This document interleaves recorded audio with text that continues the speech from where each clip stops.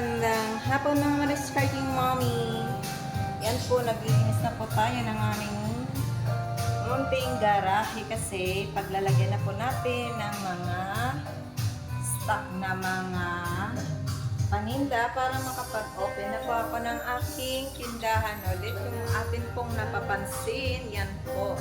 Close muna po ako kasi napaka-busy ko po. At saka unang-una po, wala yung aking mga anak. Nagbabakasyon po sila, kaya ayan po, close. So yun po, naglilinis na po tayo, yung unti-unti ko na po para maganda na po. Pwede ko na pong lagyan ng kung ano-anong pwede kong ilagay. So, yan po mga madiscarding mommy. Sabi ko nga po, diskarte lamang po sa buhay.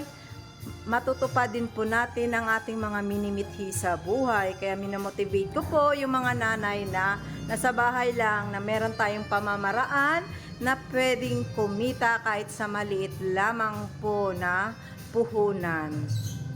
Isip-isip po kayo na pwede nyong ibenta sa mga kapitbahay nyo, sa mga kakilala nyo.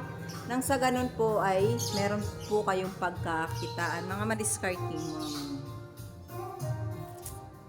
Yan po ang aking unting tahanan. Hindi man po ganun kaganda, ngunit para po sa akin, masarap na po yan sa pakiramdam, at least sarili ko po. So siguro po mga madiscarding mommy, kunting motivation lamang ang aking maibibigay sa mga simpleng nanay na nasa bahay lamang po, na wala tayong pwedeng idahilan para hindi kumita. Na sa atin po, nasa pagsisipag, nasa pagsisikap at determinasyon po ang ating kayamanan sa buhay. So, siguro po yun lamang muna mga madiscarding mommy, kasi ako po ay maglilinis pa muli. Bye!